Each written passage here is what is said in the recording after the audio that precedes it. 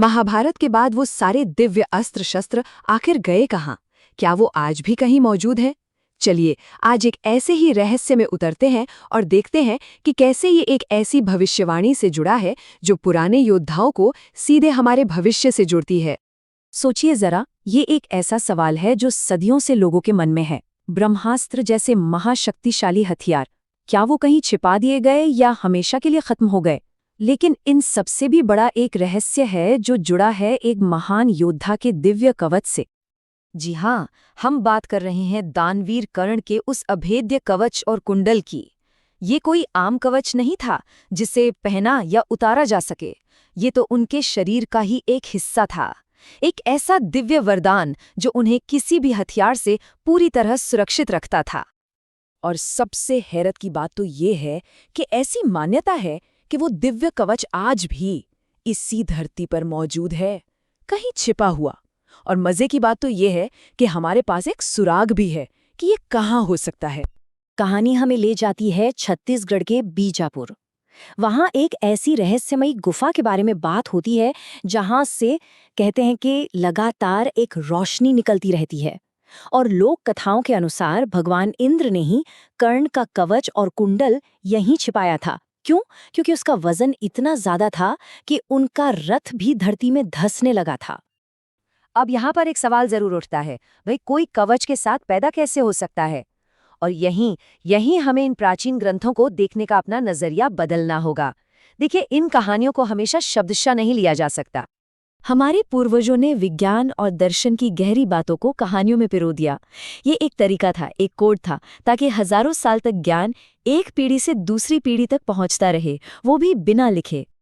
इसका एक जबरदस्त उदाहरण देखिए। एक तरफ है डार्विन की थियरी ऑफ एवोल्यूशन और दूसरी तरफ है भगवान विष्णु के दशावतार। मत्स्य अवतार यानी पानी में जीवन, फिर कूर्म अवतार यानी पानी से जमीन पर आने वाले जीव, और फिर वराह अवतार। ये समानता देखकर ऐसा लगता है मानो एवोल्यूशन की पूरी कहानी को एक डिवाइन नैरेटिव में कोड कर दिया गया हो। तो ये साफ है कि इन कहानियों में मतलब की कई परतें हैं। हमारे पूर्वज सिर्फ कहानी नहीं सुना रहे थे, वो सिंबल्स और मेटाफोर्स के जरिए बात कर रहे थे। उनकी भाषा को समझने के लिए हमें पंक्तियों के बीच पढ़ना सीखना होगा। अच्छा, अगर कहानियों में इतनी गहराई है तो फिर उनके किरदारों में कितनी होगी, खासकर उन किरदारों में जिन्हें हम अमर कहते हैं, यानी चिरंजीवी।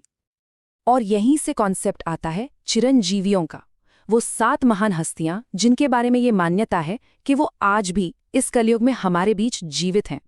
कौन है ये 7? अश्वत्थामा, राजा बलि, वेदव्यास, हनुमान, विभीषण, कृपाचार्य और परशुराम। अब देखिए, इनमें योद्धा भी हैं, ऋषि भी हैं और राजा भी। एक जबरदस्त कॉम्बिनेशन जो आज भी इस धरती पर मौजूद है, ऐसा माना जाता है। लेकिन इन 7 में से एक कहानी सबसे ज्यादा दुखद और उलझी हुई है, और वो है अश्वत्थामा की।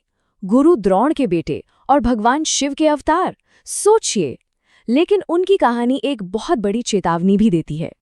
अश्वत्थामा का मानना था कि जब उनके पिता को धोखे से मारा गया तो गलत के साथ गलत करना गलत नहीं होता।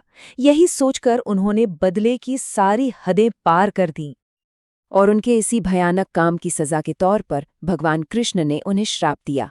एक ऐसा श्राप कि वो युगों युगों तक इस धरती पर भटकते रहेंगे, शरीर बीमारियों से गल रहा होगा और माथे पर जो दिव्य मणि थी उसे भी निकाल लिया गया।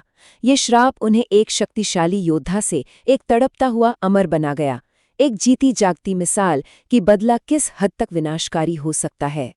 तो फिर सवाल ये उठता है कि आखिर इन 7 को अमर बनाया ही क्यों गया? क्या मतलब है इनके इतने लंबे जीवन का? इसका जवाब भविष्य की एक बहुत बड़ी भविष्यवाणी में छिपा है। शास्त्रों के अनुसार इन 7 चिरंजीवियों का एक खास मकसद है, और वो है कलयुग के अंत में आने वाले भगवान विष्णु के आखिरी अवतार कल्कि की मदद करना। इसका मतलब ये हुआ कि उनका अमरत्व ना तो कोई वरदान है और ना ही सिर्फ कोई श्राप। ये एक जिम्मेदारी है, एक ड्यूटी। उन्हें अपने अनोखे ज्ञान और शक्तियों को बचाकर रखना है, एक आखिरी युद्ध के लिए, जब धर्म को फिर से स्थापित करने के लिए दुनिया को उनकी जरूरत पड़ेगी। तो चलिए अब इन सारी कड़ियों को जोड़कर देखते हैं। एक तरफ कर्ण का कवच, दूसरी तरफ अश्वत्थामा का श्राप और फिर कल्कि की भविष्यवाणी। ये सब अलग-अलग कहानियां नहीं हैं, ये एक बहुत बड़ी तस्वीर का हिस्सा हैं। और इस तस्वीर को समझने के लिए हमें सिर्फ रिलीजन या मजहब के नजरिए से बाहर निकलकर सनातन धर्म को समझना होगा। सनातन धर्म ये कोई रिलीजन नहीं, बल्कि जीने का एक शाश्वत तरीका है, एक फिलॉसफी जो हमारे रोजमर्रा के कामों को, हमारे कर्तव्यों को पूरे ब्रह्मांड की व्यवस्था से जोड़ती है। और इसे सोच का सबसे बड़ा सार हमें भगवद गीता के इस श्लोक में मिलता है, यदा यदा ही धर्मस्य ग्लानिर्भवति भारत, यानी जब जब धर्म की हानि होगी और अधर्म बढ़ेगा, तब तब मैं खुद को प्रकट करूंगा। ये विश्वास, ये कॉस्मिक बैलेंस का आइडिया, यही तो सब कुछ है। तो देखा जाए तो कर्ण, अश्वत्थामा और कल्कि ये सिर्फ बीते हुए कल की कहानियां नहीं है, ये एक लिविंग ट्रेडिशन है। ये हमें अच्छे और बुरे, कर्तव्य और उसके अंजाम के उस साइकिल के बारे में बताती हैं जो हमेशा चलता रहता है। तो आखिर में बस एक सवाल सोचना जरूरी है कि इन बड़े बड़े युद्धों और दिव्य रहस्यों के पार ये प्राचीन कहानियां आज हमें हमारी अपनी जिंदगी के बारे में क्या सिखा सकती हैं।